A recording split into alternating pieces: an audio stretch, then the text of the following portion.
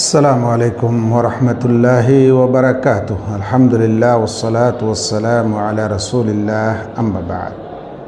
আমাদের রব, আমাদের প্রতিপালক মহান, সুউচ্চ এবং সর্বোচ্চ। আমরা যখন সাজদা করি তখন বলি সুবহানা রাব্বিয়াল আলা। পবিত্রতা আমার রবের, যিনি সর্বোচ্চ। আমার সর্বোচ্চ মহান প্রতিপালকের পবিত্রতা ঘোষণা করি। আল্লাহ তাআলা কোরআনে বলছেন, সাব্বিহিসমা রাব্বিকাল আলা, তুমি তাসবিহ পাঠ করো তোমার রবের নামে, যিনি সর্বোচ্চ। আমরা কোরআনে আরও বহু স্থানে পড়ে থাকি ওয়াহুয়াল আলিয়ুল আযীম, তিনি সুউচ্চ মহামহিম। আল্লাহ রাব্বুল আলামিনের এই সর্বোচ্চতা, তিনি সব কিছু থেকে বড় ও মহান। এই সর্বোচ্চতা হচ্ছে যে তার সম্মানগত সর্বোচ্চতা। সম্মানের দিক দিয়ে সব কিছুর থেকে তিনি সর্বোচ্চ। আর দ্বিতীয়টি হচ্ছে ক্ষমতাগত সর্বোচ্চতা। ক্ষমতার বিষয়ে তার উপর আর কারো ক্ষমতা নেই। তার ক্ষমতা হচ্ছে সর্বোচ্চ ক্ষমতা। তিনি সর্বোচ্চ ক্ষমতার মালিক, তিনি সর্বোচ্চ সম্মানের মালিক। তো মান সম্মান বা সম্মানগত সর্বোচ্চতা, আবার ক্ষমতাগত সর্বোচ্চতা, এর সাথে সাথে তিনি সত্তাগত সর্বোচ্চ। সত্তাগতভাবেও তিনি সর্বোচ্চ। আল্লাহ রাব্বুল আলামিন যে আল আলা, তিনি যে আল আলী, তিনি যে আল মুতাআলি, তিনি যে সর্বোচ্চ, তিনি যে সুমহান, তিনি যে মহামহিম। তো তার সর্বোচ্চতা যেমন তার মর্যাদাগত সর্বোচ্চতা রয়েছে, তেমন তার ক্ষমতাগত সর্বোচ্চতা রয়েছে, এবং তেমন তার সত্তাগত সর্বোচ্চতা রয়েছে। তাই আল্লাহ রাব্বুল আলামিন এই সব কিছু ক্ষেত্রে সর্বোচ্চ। কেউ যদি আপনাকে বলে যে আল্লাহর মান সম্মান সর্বোচ্চ, আল্লাহর ক্ষমতা সর্বোচ্চ, কিন্তু সত্তাগতভাবে তিনি সর্বোচ্চ না, বরং তিনি সত্তাগতভাবে সব কিছুর মাঝেই থাকেন, তা এটাকে বলা হচ্ছে অপব্যাখ্যা। এটাকে বলা হচ্ছে অপব্যাখ্যা। যেই অপব্যাখ্যা আমাদের দেশের আশারি দেওবন্দি মাযহাবের মানুষেরা করে থাকে। তিনি সত্তাগত সর্বোচ্চ। সে কারণে ইমাম তাবারি রাহিমাহুল্লাহ যখন এই আয়াতের তাফসীর করেছেন ওয়াহুয়াল আলিউল আযীম, তখন তিনি বলেছেন হুয়া যু উলুবিন ওয়ারতিফাইন আলা কুল্লি শাই, তিনি সব কিছুর উপর সর্বোচ্চ। ওয়াল আশিয়া কুল্লাহা দুনাহু, আর সব কিছু তার নিচে, তার নিম্নে।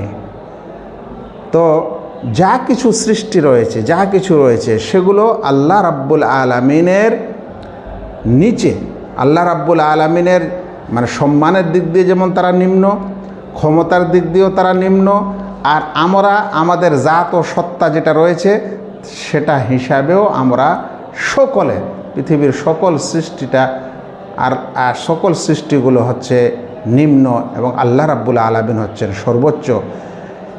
এই সর্বোচ্চতাটাকে বোঝানোর জন্যই আল্লাহ রাব্বুল আলামিন কোরআনে বারংবার বলেছেন যে তিনি আকাশ ও জমিনকে 6 দিনে সৃষ্টি করেছেন, 6 দিনে সৃষ্টি করেছেন।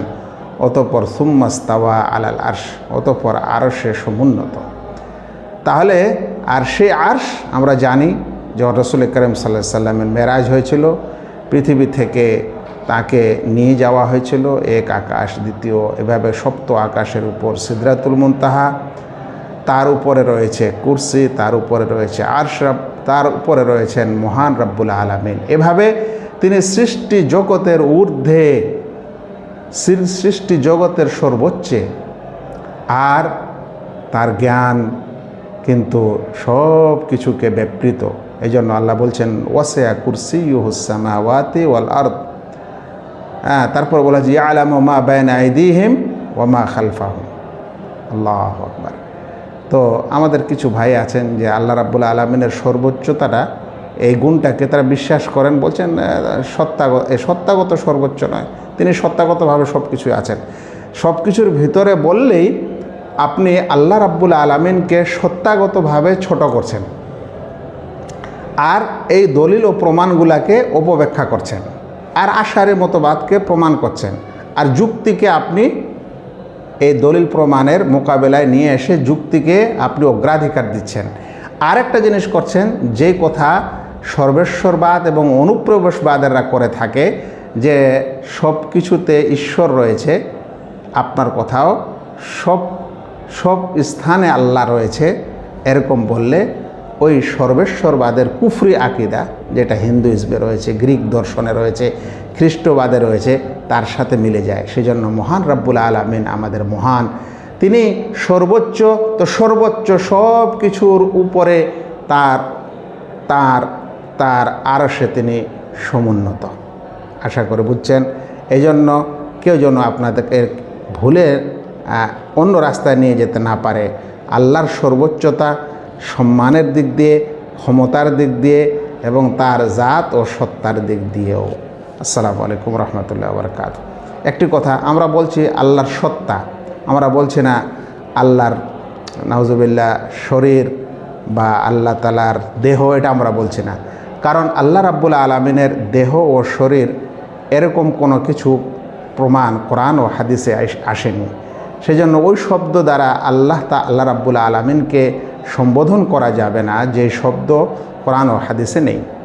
কিন্তু তার জাত, তার সত্তা এ কথায় এসেছে, সেজন্য আমরা এটা বলছি। এই জন্য কেউ আবার দেহবাদী বলে আমাদেরকে পরিহাস করবেন না, আমাদেরকে রহস্য করবেন না এবং অপবাদ দেবেন না। আশা করে বুঝছি। আসসালামু আলাইকুম।